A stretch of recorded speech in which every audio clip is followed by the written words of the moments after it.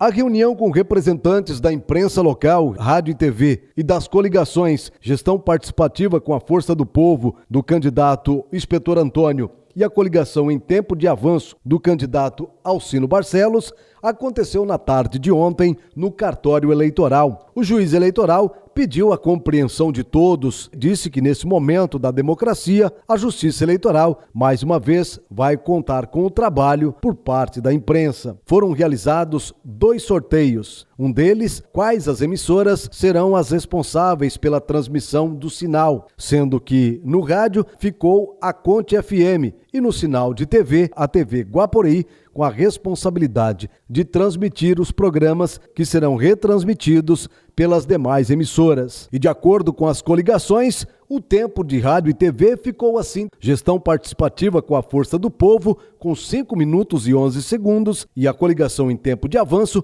com um tempo de 4 minutos e 48 segundos. Ainda durante a reunião ficou definido em sorteio que a coligação Gestão Participativa com a Força do Povo vai abrir o horário eleitoral, seguido pela coligação Em Tempo de Avanço. E a partir do dia 9 até o dia 12 de novembro, todos os dias serão alternados quem começa e quem fecha o horário eleitoral, que inclusive será em 2 momentos, das 6 às 6h10 e das 11 às 11h10 no rádio e na TV, das 12 às 12h10, das 19h30 às 19h40. Dr. Cláudio Deodato destacou a importância desse momento e as expectativas da Justiça Eleitoral para mais uma eleição municipal. Dia 9 de outubro agora tem início a propaganda gratuita em televisão, em rádio, né, que vai se estender até 12 de novembro, né, 3 dias antes das eleições.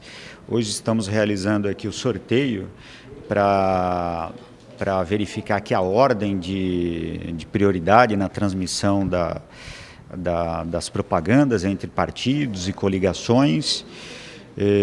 Enfim, a expectativa da Justiça Eleitoral é que tudo corra na mais perfeita ordem e que não tenha problema nenhum. Agora, doutor, é um ano com mudanças, inclusive no tempo de propaganda no rádio e na TV.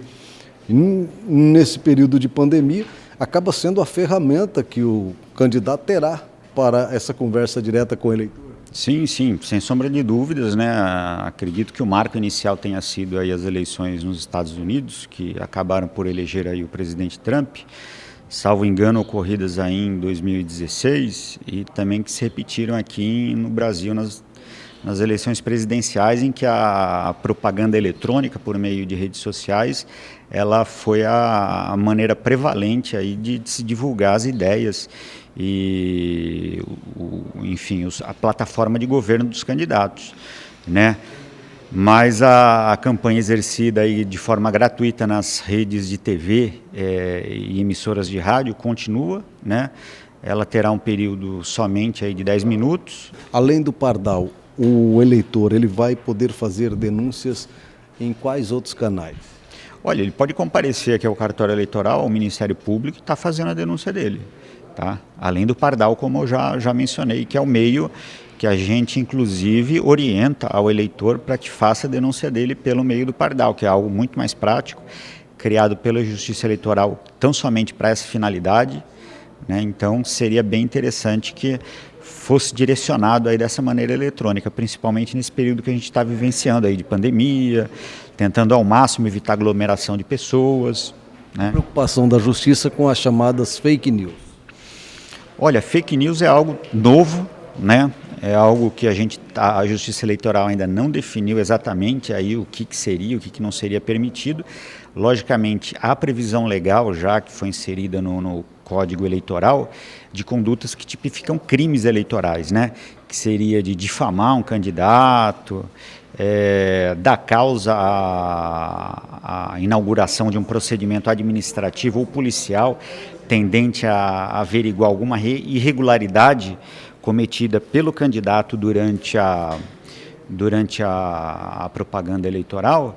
E se ficar comprovado que a intenção dessa pessoa, desse denunciante, foi a de difamar o candidato, segundo os artigos 326 e 326A do Código Eleitoral, ele fica sujeito aí a uma pena aí uma pena privativa de liberdade, salvo engano que chega até 6 meses e que pode culminar aí com o pagamento de cesta básica, por ser uma pena baixa, uma pena branda, acaba caindo aí na possibilidade dele estar transacionando com o Ministério Público e, enfim, prestando serviços à comunidade. Mas há essa tipificação e tipificação como crime eleitoral.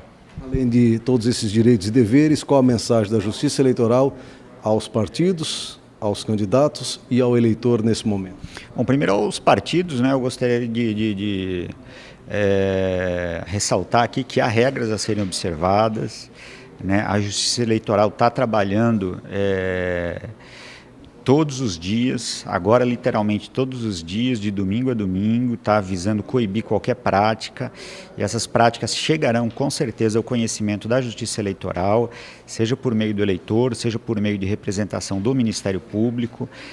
São condutas que serão coibidas, gerarão aí um processo administrativo, um processo judicial, se for o caso, tendente a averiguar a veracidade aí da representação, né? Então, o que eu queria mencionar aqui para os partidos era o de orientá-los aí a cumprir a legislação. Acredito que todos tenham aí uma assessoria jurídica, eles já sabem o que é certo, o que é errado.